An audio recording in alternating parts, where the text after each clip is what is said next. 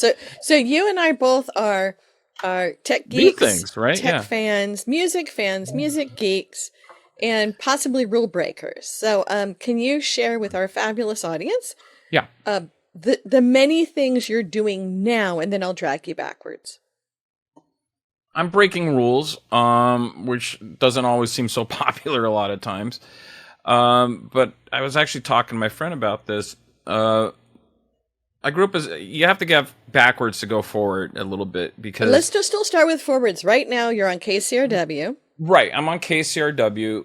I've been on air for 25 years, and I have a show that is somewhat known, I would assume, for finding new artists and kind of like I hate the term breaking because breaking is for folks that sit in the van and tool around to cities. You know, it's for the management and the bands. You know, that's who breaks. I'm an introduction. I'm part of the train.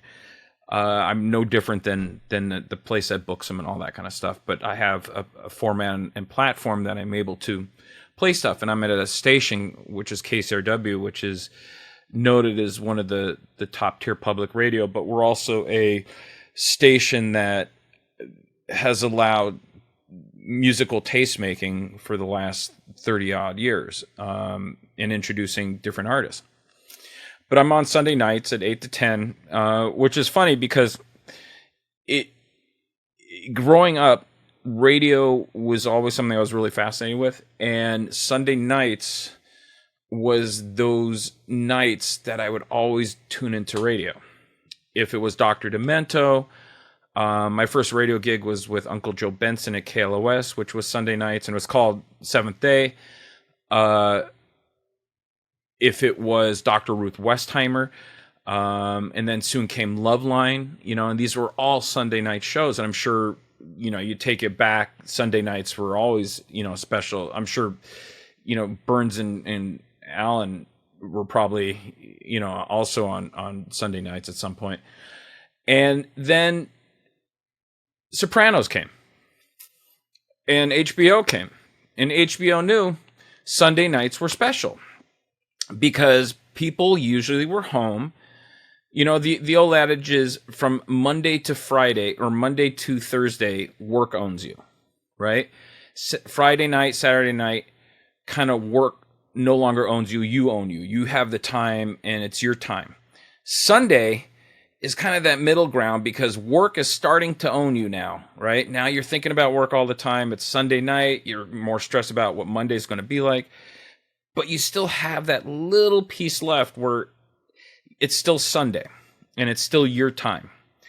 And that's where all these weird shows would come in. And you loved it. You got glued to the radio. K-Rock out here used to play live concerts on Sunday nights, which I always loved too. And it was always bands that you never thought they would play. And I would sit there and I would record this stuff. All this stuff growing up, you had little tape cassettes you record.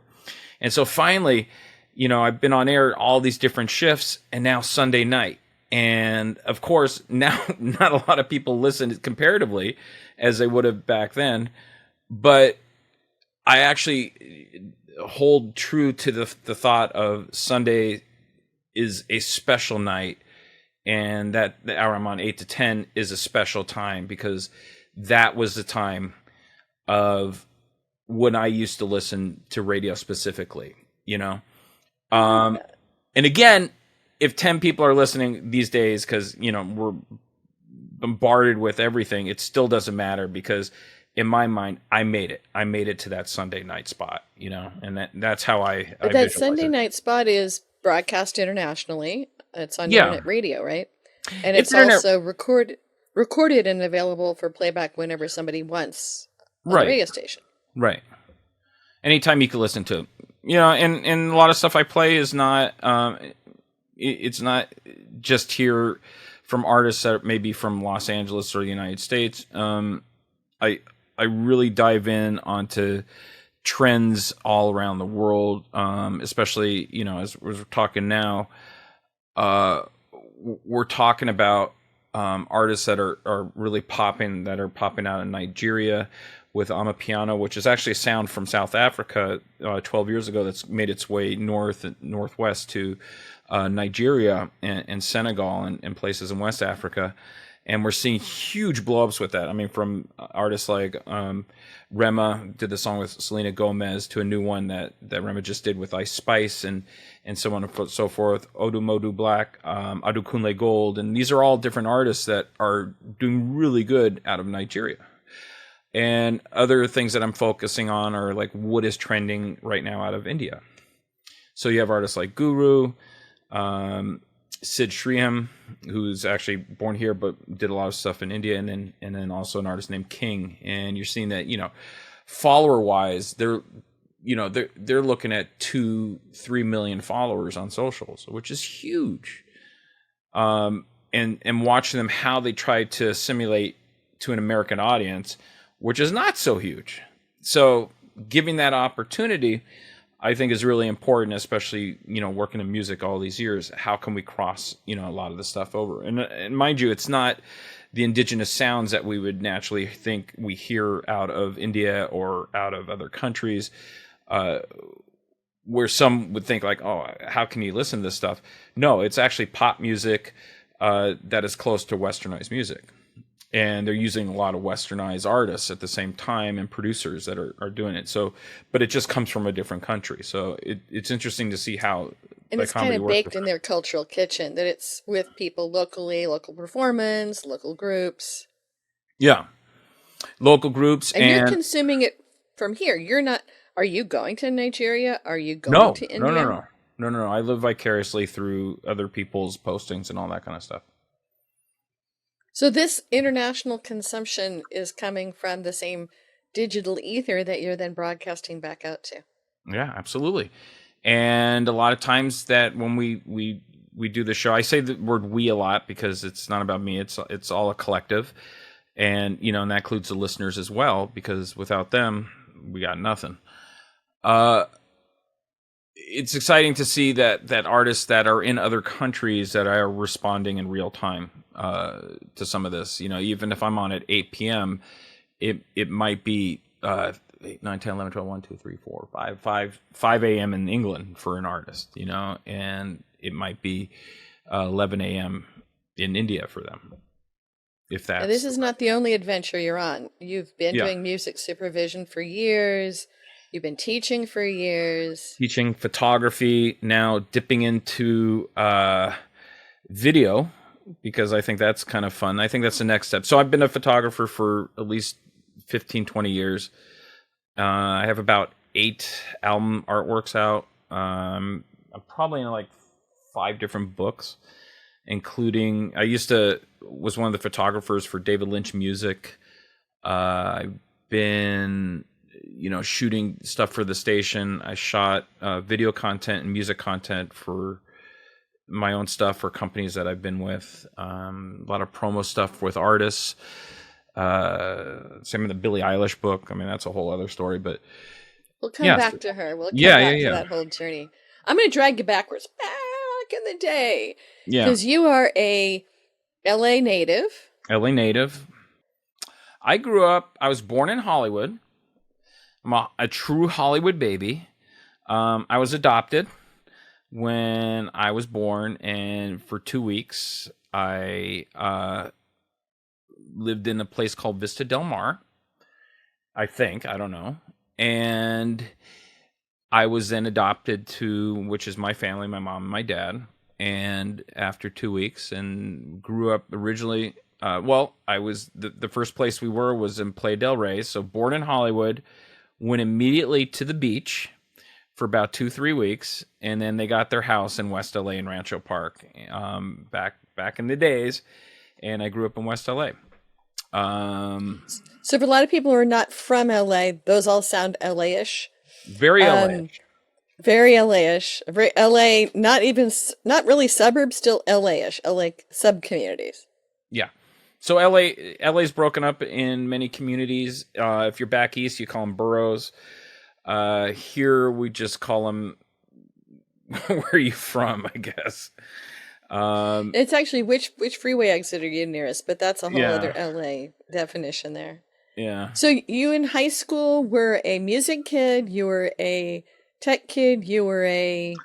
Well, In high school, I was a music kid. Troublemaking kid? Well, no. Okay, so I went to Hamilton High School. I was bused in elementary school, and then I went to Palms Junior High, and we had it. Palms was it was interesting because it was a half gangy school and then a half not gangy school, but you kind of grow up in this whole world of where you kind of know everybody, and everybody kind of knew everybody, so no one ever got punked with. And Hamilton High School was a humanities magnet. It was like a regular school, a gang school, humanities magnet, and the music academy. I was in the humanities magnet for 1 year, and then I went to the regular part. But I was what you would call a rude boy growing up, and that started from when I was actually in junior high, and that was ska back in the 80s.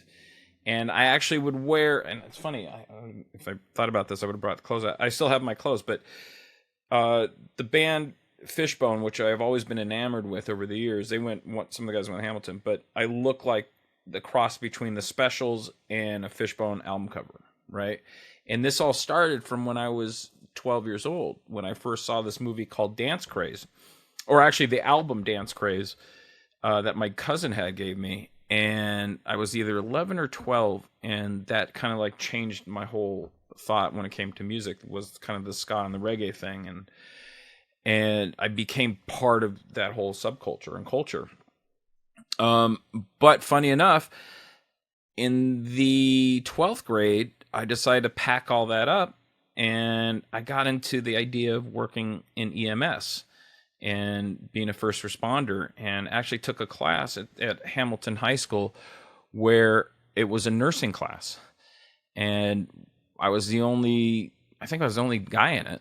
Or no, there's one other guy in it. And we would be certified nursing assistants at 16, and we would do maybe 2 days a week. The bus would pick us up, and we'd drive the bus to VA Hospital in Westwood. And we would work on the ward with VA hospital patients, war patients. So what triggered this? Did you run into somebody? Did you end up at a car accident? I mean, what? No. I don't know. I mean, being kind of the punk rock kid and then getting into helping folks, I've always had that inkling of wanting to, I guess it was just the fascination of all that, the excitement of the fire trucks, the woo-wees and all that I don't know, I just kind of dug. And then while I was finishing doing that little class, I got a job, the youngest employee at Santa Monica Hospital, and I ended up working there at 17. And oddly enough, I made a smart-ass comment, and so they thought it was very fitting for me to now be on this floor that was the 4th stage oncology, which is cancer, and final stage AIDS. And that was their way of like, oh, you want to make funny comments? Then we're going to put you on this floor.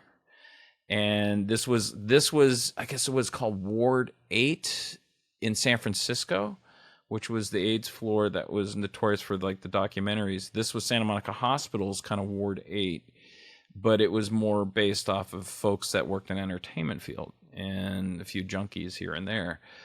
And so while I was working, because I worked at Santa Monica Hospital for 4 years, and while I was working at the hospital, I ended up working on that floor, which was an incredible learning experience. This was 1987. So this is some of the height of what we know of AIDS. We had nurses there that would actually work in other things and contracted AIDS, and 6 months later they're gone. That's how it worked. It wasn't, okay, you got it, maybe we'll get rid of it. That was it. And so you kind of learn compassion and humanity in a different sense back then, and your eyes kind of opened up to a lot of what you see in the real world. You know, one thing, you know, especially in gay culture back then, if you were gay, no one wanted to touch you. No one wanted to shake your hand because there was such mystery behind AIDS, and there was such mystery behind, not mystery, it's just almost like afraid. So if you were gay back in the 80s, good luck getting a hug or a handshake from somebody that wasn't gay, because no one understood that, and you see that spot on working in AIDS. You don't think about it unless you're actually in doing that kind of stuff. And then understanding that, no, this isn't a disease you just, shake somebody's hand or touch them that you get, and, at first taking off that glove and holding somebody's hand was a huge step, because that's what you did.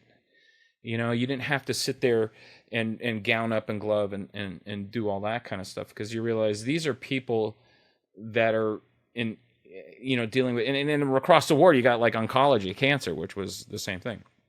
But needless to say, that was such an eye-opening experience for me. And at that point, on my 18th birthday, I was also ended up working at the hospital in ER. I worked in surgery. I worked on all the ICUs, and then I became on the Code Blue crash team. Mind you, I'm 17, 18 years old doing this. And on my 18th birthday, I became auxiliary, kind of like a reserve program with Los Angeles City Fire Department, which I did for 4 years. And in the reserve program, I became a captain. And I worked at Fire Station 58 in West LA, and then worked at 68s and 43s, and then primarily worked on the rescue ambulance.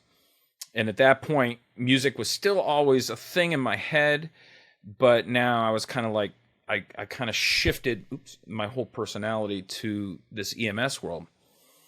While doing that, I did a lot of overlaying.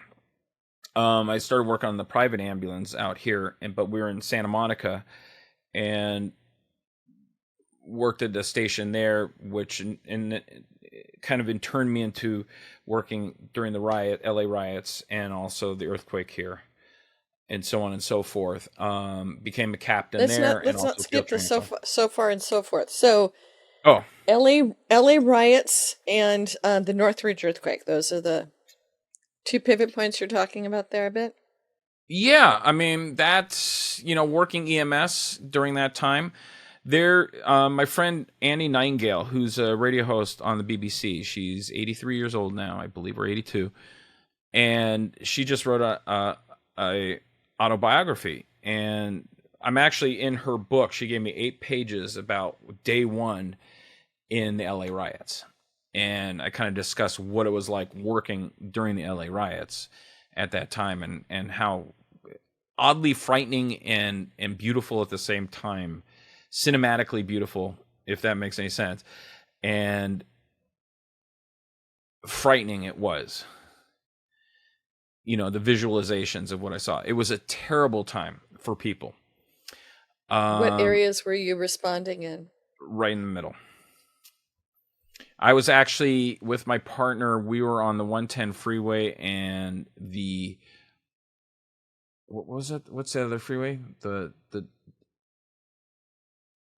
We were not too far from the epicenter, and I had called in to our dispatch, and I said, we're on the 110, and we see plumes of smoke throughout this area. What's going on? And they said, stand by, and they at that point instructed us to forget all calls, double back, and go back to station. And that was at the very beginning.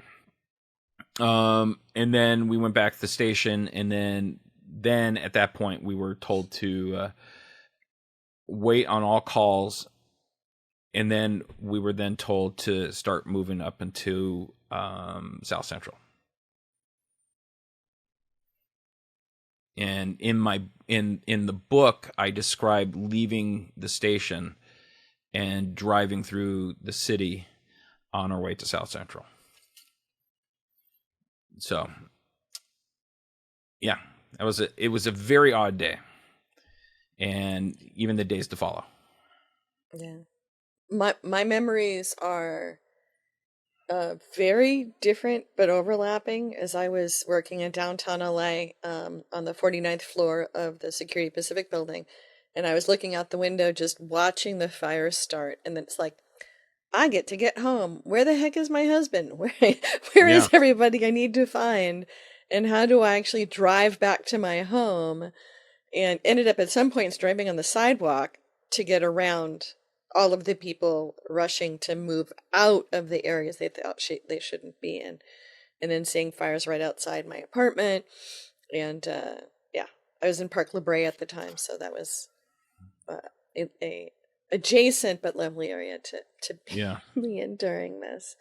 It was a very, very, very odd at that time, and like I mentioned, the same with the LA earthquake. We were, as the earthquake actually after it happened, went to the station, then we were moved up to the epicenter, Northridge, and we started. And I actually was carrying a gun that day because I wasn't sure what was going on. And the reason for that was during the time of the LA riots, people were getting shot at, firefighters were getting shot at, ambulances, folks were getting shot at. And so it became a preservation at that point. And so, during the earthquake, you kind of were afraid that, looting may start and, you may get shot at. And everybody was just unsure and really scared, even though it was 2 years later. And, it's just me and my partner at the time. And, working with LA City Fire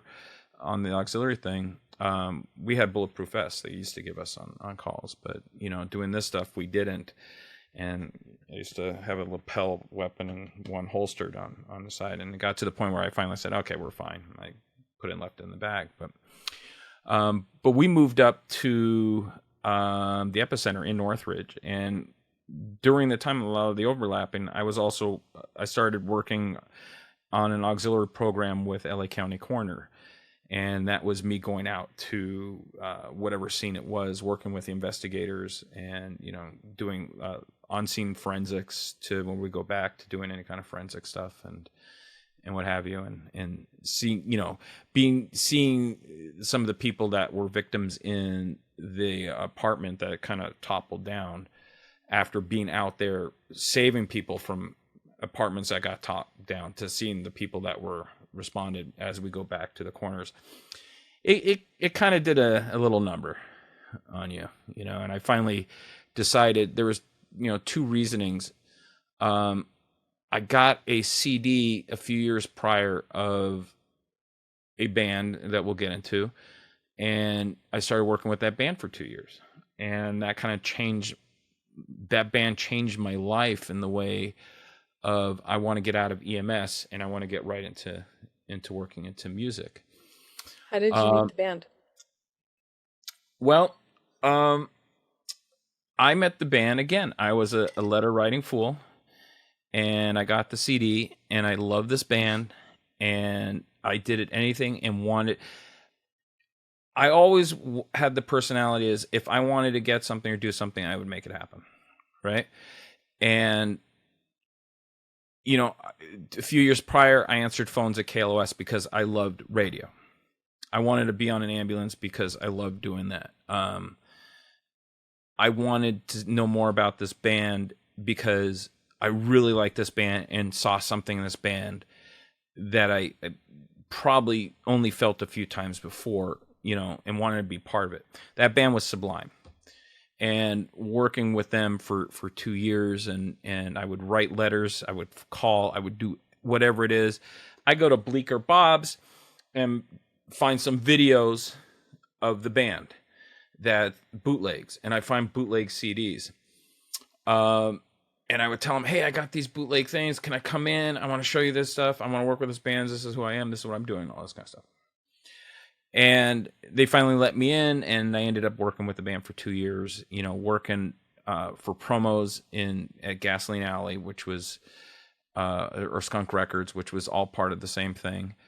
And going on short tour with them, going on stage at the first Warped Tour, seeing Gwen Stefani sing with Brad right then and there, the Weenie Roast or K-Rock, whatever, to some venues out in LA and doing that and really learning how, being with the band on stage, to management styles, which to me still is one of the most brilliant management styles of what they did.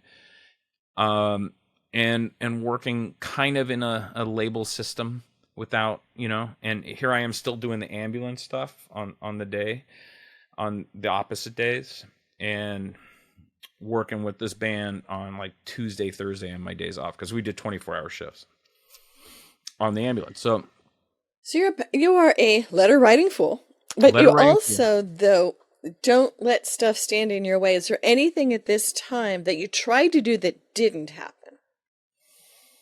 Well, right now I've actually applied to be an A&R at a label, and it's a very slow process. I'm realizing labels work a different way than I'm used to working. And so now that's been my next little venture, is working in a label system in that way. I mean, I've managed bands, I manage artists now. I do the radio, like so the 20,000 things. I've taken a hiatus from teaching, but who knows, by tomorrow that may change. And yeah, there's like, if I've put my mind to it, I want to make it happen, I'll make it happen. I'll figure a way how to make it happen. Has anything failed for you so far? Astronaut? No, I'm kidding. Wait, you wanted to be an astronaut? I never heard you wanted to be an astronaut. No, I'm just kidding. Every kid wants to be an astronaut. No, I didn't want to be an astronaut. I don't like heights anyway. No, astronaut's not it for me. Honestly, it's not that I've set certain expectations. I mean, I wanted to teach. I have 2 degrees from Santa Monica College, but I was able to teach at USC, UCLA adjacent, and Musicians Institute. So no. Nothing is going to stop in my way if I want to get it done. It's just. So how did you go from answering phones at KLOS to having a show? So KLOS, I never had a show at KLOS. I just answered phones there, but it gave me, it kind of gave me the way of understanding how radio works. So after all said and done, I left the ambulance because I started getting fatalistic. I started seeing myself in things. And to folks that don't understand what that means, being fatalistic in that way is... Okay, so there's a movie called Bringing Out the Dead by Martin Scorsese that was done by Martin Scorsese, but Nicolas Cage played the main character in it, and every character in that movie was also somebody who is your personality. So you had the Ricky Rescue, you had Come the Jesus guy, you had the guy going out and busting heads and all this kind of stuff. So you had all those different personality in you, because working the field, you had to have a lot of these things, right? And the way the movie was designed was, even though that's every character, you also had characters with separate partners that were like that. I had partners who drank. I had partners that did drugs. I had partners that did all this kind of stuff. And that was something you had to deal with them and understand. And in the movie, it was about the ghosts that you see, and working on the ambulance, you get those ghosts, and ghosts, not the blue and white things with holes in their thing. The ghosts were, you start seeing incidents that you were on.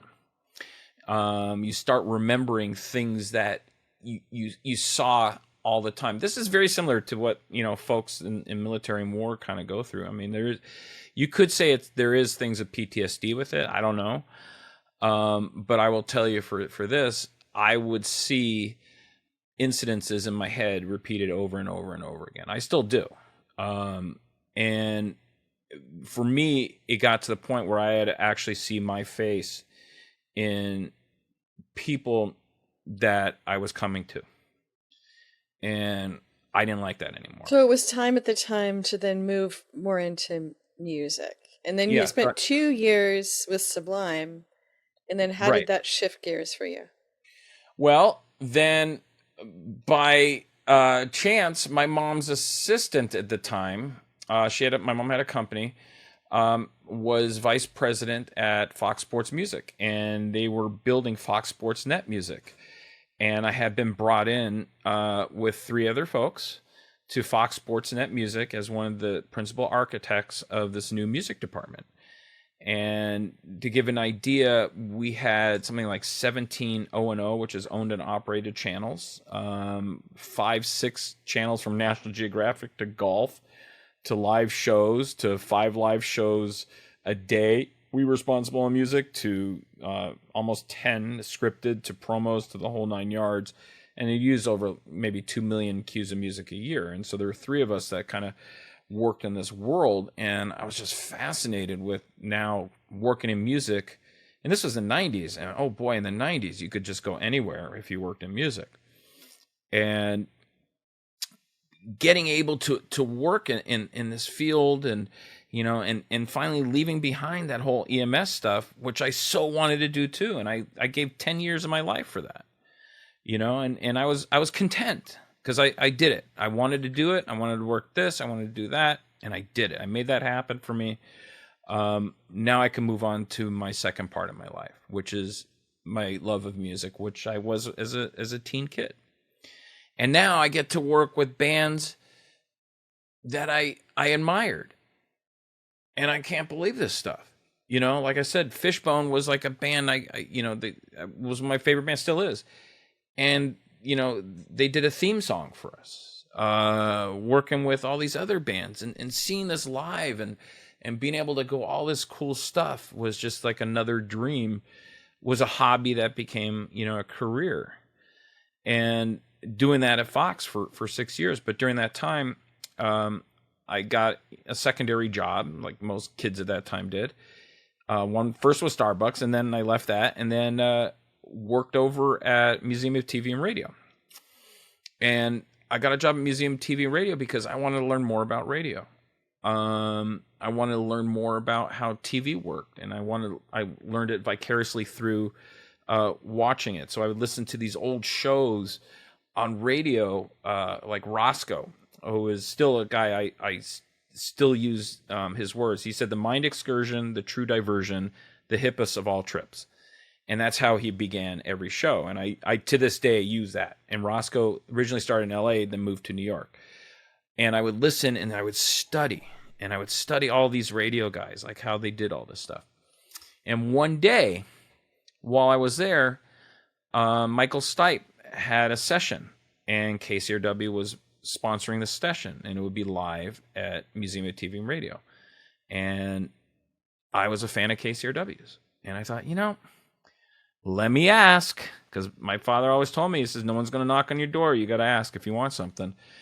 And I asked, and the chief engineer, Steve, said, yeah, let me give you this phone number. And I called that phone number and said, I love radio. I would love to come be part of this station. What do I need to do? What do I need to do? And I kind of learned that from the paramilitary kind of training, is like, what do I need to do to be better?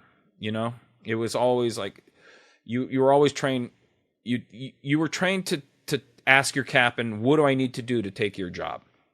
Right? That was the kind of mentality that they always taught you, is like, what do I need to do to become you?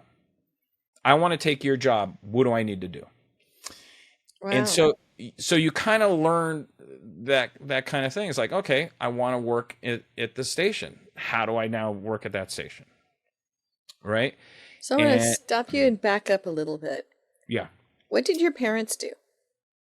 Very blue collar. My mom was a teacher, then was a mediator for folks getting divorced. She had her own company. And my dad was an airplane mechanic in avionics. My grandma was a teamster. And my other grandmother, she was more of a grandmother. But her husband, who passed early, my mom's and uncle's, he was an accountant. But yeah. So how did your dad get that philosophy? Because that sounds like it's been an operating tool in your tool belt the whole time. Army. Okay. Yeah. He was a staff sergeant also. So the idea of the kind of the paramilitary training is something that I was very accustomed to. growing up. Yeah. Which today is a very odd discipline that a lot of kids don't have. But it's a discipline that I'm very comfortable with. Even when I see folks who work in service field with that kind of training or even military, I have this weird kinship with them because I understand, and I understand what it was like working in environments like that most people don't. So KCRW, you stepped Yeah. into what do I have to do to get your job? Right. What job did you step into? Well, I answered telephones on Tuesday or Wednesday or something like that, and I would get there at 6, 7 in the morning, and I would answer telephones and do the night's playlist for the DJs at the time in the morning, and then get to work by 9 a.m. So I made it a point that if I have to get up at 5 o'clock, I'm going to be at the station at 6, do what I need to do, and then go to my job. That is something I did. That wasn't good enough. I wanted to know more about what it was like to be on a show. So the volunteer coordinator, Josh, at the time, had a show on Saturday nights, and he was on from like 2 a.m. to 6 a.m. So what did I do? Well, still answer the phones on Tuesday, went to work at Fox Sports, and then on Saturday nights at 2 a.m., I would go and sit on his show and produce his show with him, just so I could learn how to do it.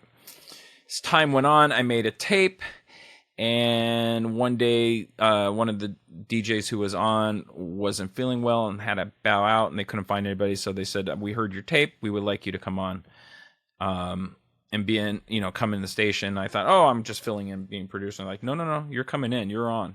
We heard your tape. It's on you now. And went ahead and went in and did my first show. Just had my 25th anniversary. It's in the other room, but I do have the actual playlist from that night, which is funny enough. Low Fidelity All Stars. Well, Hallelujah. I remember that song. That was like the first song. Battle Flag. So you had the combination of persistence, having a broad and aggressive knowledge of music, and being willing to start at the bottom, but having already had 5 other jobs or whatever by the time you walked in the door, so you knew how to deliver. How did that first few years work out for you then? If I need to be somebody's wing, I have no problem being somebody's wing.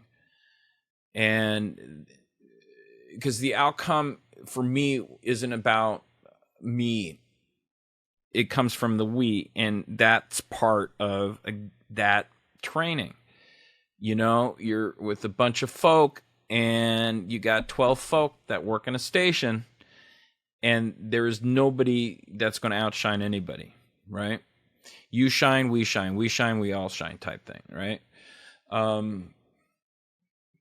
And so it's always been me, and of course working in entertainment, it's kind of a hard road with that because that's not what it's about. It's a very monolithic look at me, and I've just never been that guy. And so I'll prevail and keep pushing and occasionally be a little passive aggressive with a little humor attached to it. IGM, I got mine type attitude, right? And so, yeah, that's I would work and hand these new artists, and a lot of these artists would then blow up and become huge artists, and I would just kind of step in the background knowing that, what I did, and making sure that boss there gets the good looks and all that kind of stuff. But that's so I'm going to swing back to this, but let me swing over to when did you start doing photography? Because you've been doing photography for a really long time. Yeah, so I actually would take my camera on my days off, and I would shoot a lot of EMS, a lot of accidents and fires and things like that. So you're probably looking at 18. A lot of this stems from my uncle. My uncle is a huge influence from music to photography because he shot, and my dad also did a lot of photography, but not as a professional. One of my mom's best friends was a photographer, so that's always kind of like been in our world, music and arts. And yeah, I used to do it for EMS stuff, and so there were fire stations with a lot of my fire photos in it. And I would like to know if they're actually still up there, because I'd be really interested if any of those pictures are still there. And then, but you've been doing music photography then as you've had the opportunity, access, and Yeah. connections to be doing that. Yeah. I realized that because I worked in music, I worked in a music house and a place called Elias Arts, and we would have these interviews that I thought, well, we could get these bands to come in and not do showcases, but put them in a live room and change the perception of a showcase to a live recording, because we'd have a live recording and we would get folks from agencies to come in, and we put them behind the live room and the editor behind the glass, and the only way they could hear the band is if the engineer would press the button, right? Or we'd record it. And I came up with this idea of perception shifting, that if we do that, these people who always seen showcases before never seen an actual recording. And so we would get some really cool bands that come in, and at the same time we would film these bands with the hopes of putting it on the YouTubes and get it out there for marketing purposes, only to realize that the attorneys at labels were a little a-holy. And so they don't see the Well, there are big different picture. rights for those. Those are different buckets of rights. I understand, but when argument that I would have is like, look, if you're going to make a video to put on MTV for marketing purposes to get people to buy these records, then it's no different for us to have a video compilation of these live performances. Let us have something out of this when it comes to the loot, maybe give us a few bits of the royalties, because in the turn, we're sending this out for advertisers who may, I don't know, give $100,000 to an artist right off the boat because we're creating marketing content for them. Nope. Universal, nope. So I was a little annoyed with that. Yeah. So how did you get into music supervision? So that was part of Fox Sports. I was hired as an assistant, and music supervision at the time wasn't really a position. It was a position that was mostly given to studio executives. We had that at Fox. The studio executives would be the music supervisor for films, not individuals at that point, and or music directors that would be associated to TV shows. So like I Love Lucy has a music supervisor, but it wasn't a licensing thing back then. A music supervisor was more in charge of the music itself that was on the show, and the direction and composing and putting that all together, right? It was more of a cognitive thing than anything. But fast forward, it seems like it's more like a business affairs position than anything, clearing and licensing and all that. But at Fox, we kind of like created this position without having the title, because we had a studio music supervisor who was in charge. He was president of music, Robert Kraft, who was president of music at Fox Studios in the music thing. That was his title. I don't want to take that away from him, because that's what he earned, right? And brilliant what he did. So since we were TV, we just kind of kept our own, as we call it, music department. That was the credit we got. So we'd be on the TV shows and we would take that credit instead. So you have, if you look down your IMDb, you have lots and lots and lots of stuff, but including being music supervisor on films. So how did that gestate? That was just me going down saying, hey, I want to work on some films, or folks reaching out and that kind of stuff. It was more of a hobby than anything at that point when I started doing that kind of stuff. I thought about doing, I'm still open to working on films again. These were all little B, C rated films, nothing really big. Mostly was like doing the TV stuff. And yeah. Well, so the past few years, you have been recognized for your tastemaking. Yeah. Going to talk about any of that? Because you've had a lot of visibility as you, where maybe, again, you tend to be part of the we team, and it's gotten a little bit more visible of the you, Jason. Well, How yeah, has that manifested, and has that been a good thing? it has. It's hard for me to because it's just, yeah. So I got a lot of notoriety in the recent days. I should say, no, when Twitter first came out, I was utilizing Twitter as a marketing tool, to finding artists in UK, finding artists in Australia, and using my Twitter handle, the station Twitter handle, and then the artist handle, and then posting a picture of the artist album on Twitter. And I would do this over and over again, and really giving folks opportunity that may have been in England that never knew, that we're only in the UK. This was pre-Spotify, so streaming wasn't there. And I would listen to, different radio stations out there, from Radio 1 to Radio 6 to NJ, whatever it is in Australia.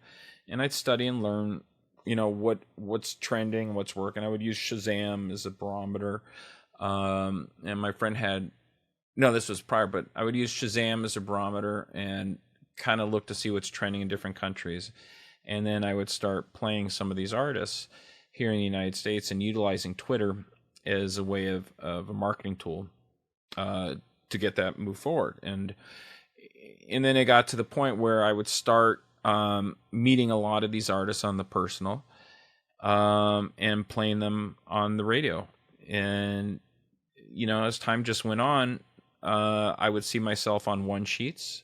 I would see myself on one sheets next to BBC radio hosts. And I would start seeing myself in one sheets are sheets that press will send out to other people in media. And then I would start Basically saying that this is who's playing the artist. yeah, but it would be Yeah. usually like 3 or 4 folks on the top tier, and I would start seeing my name on there. And then I would then things would pop up, where I would be featured in some liner notes, right? And then weird things happen. All of a sudden, I'm like on like 3 student dissertations for PhDs. People will call up for that, which I always thought was weird. And then as time went on, the artist stuff, I would meet a lot of these artists. I would keep in communication. I would do the filming with them and photography and that. And my friend at the time, Danny, we were managing a band together, and he started managing Billie Eilish. And I would say it was like halfway in that I was doing my thing. I said, there's new artists. I said, can I do what I do? And he said, yeah. And so we played her, and funny enough, they recorded the first time we played, and I'm the opening scene in the film, the Billie Eilish documentary. And today, now I've been in like 3 movies that I play myself, which is funny. Which is a whole other bucket list thing that I wanted. And so, the thing with Billie was really cool because, I kind of knew them on the personal, the whole family and that, and watching them grow. And it just kind of reminded me of being back in the Sublime day of seeing this band that no one kind of knew, to the point of, how big it became, and being able to see this for a second time.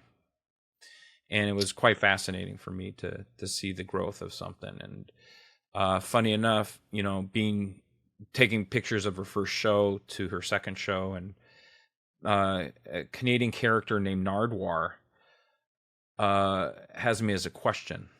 And that was one of the most giddiest things I've ever experienced, because now I'm like a question of a Canadian personality in music, and I'm a question of his. And I was beyond floored when I saw that kind of stuff. It's the weird things that we all Is it seem a to like. music equivalent of Trivial Pursuit? No, Nardwar is he wears a little funny weird hat, and really brilliant guy. He comes out of the left field with questions to especially a lot of hip hop artists, and he's known in music, especially younger stuff. Well, a few years older now, but finding these questions about an artist, and where did you first, how did you, I don't know, whatever it is. And being a question of his, I was just absolutely floored, because that, I was always a fan of his, and I never experienced and thought of something like that, and then being in a film, and then, the books and all this kind of stuff. But yeah, that was just like one part of the, part of the journey, I guess. I don't know. I mean, it is what I do. That's my job, I guess. And then being able to see, some of the people that I admired in radio, and starting to see them on the regular and say hello to them and shake their hand. And, now going to shows and, people kind of know your name. It's still very weird and foreign to me, because that's just not my basic personality. But, yeah, I mean, how fortunate to be able to get all that is just a daily thing for me. Jason, we have covered a lot of ground, and I know we could talk for a while longer, because you've had such a fascinating life so far. What have we not talked about that you might want to make sure we mention? Let's see. I mean, I don't know. I mean, every day is a different day for me. Some of the things I want to get to is more in the arts. I'm going to restart a lot of my photography under a different alias, which is actually my name for the first 2 weeks of my life, that I was born with, that they gave me at the hospital. And that's going to be my art alias, because it has such a cool name to it. And I don't know, get into directing video. I met a friend. She's, works on, she's a producer, and we just talked about me writing, which is hard because I actually have a learning disability, and so it's really hard for me to write. So I need that writer. I'm putting that out in the world, and I don't know. I want to get back to teaching again, but not necessarily teaching in the way that a lot of these schools teach, but teach more. For some reason, Steven Sagmeister, who does marketing and art and all this, is something that keeps popping in my head, and watching what he does in his company. I kind of want to like create something and do something like that for students that need to learn what they need to learn in music to make it all better and easier for them, to make it a functional surrounding than what we have now. Because a lot of the stuff you see in schools, it's not covering, and it's both me and it doesn't cover technology, it doesn't cover common sense, and it doesn't cover nuance. And nuance is just one of those words that I think, I want to open a t-shirt company too. That's another one. Oh, we need to talk about that, because I'm actually wearing a t-shirt from an event I went to a long time ago, and I'm ready to do t-shirts. My friend, we'll have a t-shirt with the podcast with everyone's sayings on it. Oh, that'd be awesome. This, my friend did this. He has the Valley Valley Museum here in the Valley, and he has the logos for all these things. So he makes these shirts, and I absolutely love these. Fairly cool. But yeah. Jason, who would you like to reach out to you, and how would you like them to reach out? Always email, so that I could always go back, and then you can have the phone number. We're all it's fine, but always a business on the email, because otherwise that will get lost, Yeah, whoever. I don't know. I mean, if folks see stuff, You'll put your email in the show notes. So if you want his email, you can go in the show notes. yeah. I And we'll mean, put all look. the links to all your adventures in the show notes as well. Yeah, the reality is, like, look, I'm always open to new ideas. I'm 110% or 120% or whatever it is. If it works, it works. I want to make things happen, and especially new ideas and new creations. You know, it's obvious. I mean, it's obvious that I put my mind to it, I make it happen, because everything I've put my mind to, I've made happen. And I never like, I'm in this Connie Converse movie coming out where I play me. So in fact, I play me as a paramedic while a paramedic or EMT in Falling Down. Funny. Then I'm the opening in the Billy, and then I play me as a DJ in this movie called Roving Woman coming out. So I actually want to be in more movies playing me for some reason. So people who are watching or listening, Yes, Jason wants to play Jason. Yes, because and this has been something I want to do. So Wolfman Jack always played Wolfman Jack, right? In American Graffiti and all this stuff. Eric Bogosian was this movie where he played somebody else, but in talk radio, and these are movies, Robin Williams. I love movies about radio, right? I've always loved them. The one Pirate Radio was another one about the boat in Israel. I love movies about radio. I was always fascinated with that. And the fact that I'm in 2 films where I have my voice playing me is one of those bucket list things that, again, it's just, I don't understand why. It just is what it is. But now I want to be more in those radio things. I want to be me. Yeah. If that's weird, I want to have more radio things than Wolfman Jack, whatever it is. I'm fascinated with just doing that. That's the only me thing about my whole we thing. Excellent.